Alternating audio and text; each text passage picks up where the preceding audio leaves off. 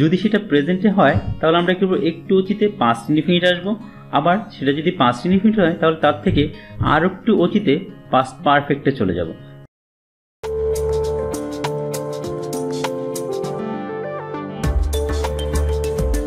আজকে আমাদের শেখার বিষয় কিন্তু অ্যাজ ইফ অথবা অ্যাজ দো। তো আমরা দেখব কিভাবে আমরা বিষয়টাকে মনে রাখতে পারি। রুলস অফ অ্যাজ ইফ এবং অ্যাজ দো। এখানে দেখো, অ্যাজ ইফ এমন একটি লিঙ্কিং ওয়ার্ড বা অ্যাজ দো এমন একটি লিঙ্কিং ওয়ার্ড সবসময় দুইটি ক্লজের মাঝখানে বসে। এর আগে যেটা বসে তাকে বলা হয় প্রিন্সিপাল ক্লজ এবং তারপরে যেটা বসে তাকে বলা হয় সাবঅর্ডিনেট ক্লজ। তো এই প্রিন্সিপাল ক্লজের টেন্সটা যদি প্রেজেন্ট ইনডিফিনিট টেন্স হয় তাহলে সাবঅর্ডিনেট ক্লজের টেন্সটা হবে পাস্ট ইনডিফিনিট টেন্স। আবার অ্যাজ ইফের পূর্বের যে প্রিন্সিপাল ক্লজটি যদি এবার পাস্ট ইনডিফিনিট হয় তাহলে কি হবে, অ্যাজ ইফের পরে সাবঅর্ডিনেট ক্লজটি হবে পাস্ট পারফেক্ট টেন্স। ছোট্ট একটা টেকনিক দিয়ে বিষয়টাকে খুব সহজেই মনে রাখতে পারি। তো কিভাবে আমরা মনে রাখবো? শিক্ষার্থীরা, সময়টিকে আমরা তিনটা ভাগে ভাগ করে নিলাম। প্রথমটি হলো প্রেজেন্ট ইনডিফিনিট টেন্স, যেটা বর্তমানের কথা বলবে।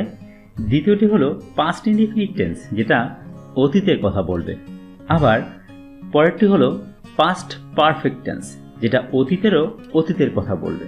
যে প্রিন্সিপাল যে ক্লজটা আছে, এই প্রিন্সিপাল ক্লজটা মনে করো আমার এখানে প্রেজেন্ট ইনডিফিনিট টেন্সে আছে। প্রেজেন্ট থেকে আমাকে কি করতে হবে, একটু অতীতে যেতে হবে। দেখো, আমরা অতীতে এসে পড়লাম। তার মানে প্রিন্সিপাল ক্লজটা যদি আমার প্রেজেন্ট ইনডিফিনিট টেন্স হয়, আমি কি করব, তার থেকে একটু অতীতে আসব, সেটা হলো পাস্ট ইনডিফিনিট টেন্স।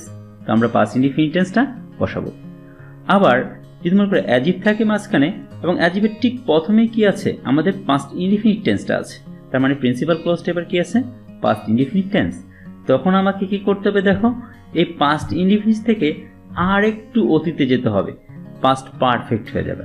তার মানে দেখো, আমাকে কি করতে, সাবঅর্ডিনেট ক্লজটা তখন পাস্ট পারফেক্ট করব।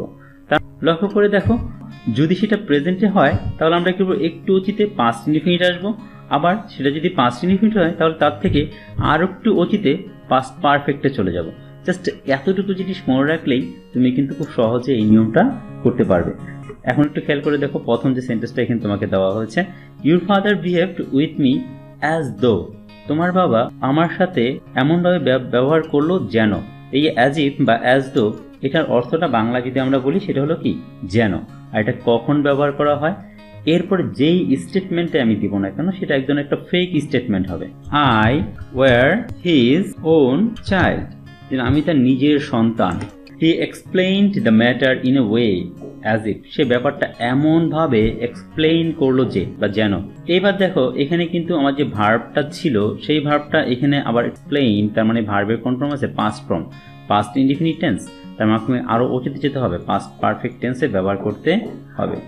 তাহলে আমরা এখানে উত্তরটা কিভাবে লিখতে পারি, he had known the matter very well, সেই জন্য ব্যাপারটা খুব ভালোভাবেই আগে থেকে জানতো। এই যে পরে যে স্টেটমেন্ট আমি দিলাম, আসলে সে জানতো না, এটা একটা ফেক স্টেটমেন্ট, কিন্তু তার যে আচরণটা কি ছিল, ঠিক এইরকম ছিল। তো এইরকম যে ফেক স্টেটমেন্ট ব্যবহার করার জন্য আমরা অ্যাজ দো বা অ্যাজ ইজ যে লিঙ্কিং ওয়ার্ডটা এটা ব্যবহার করে থাকি।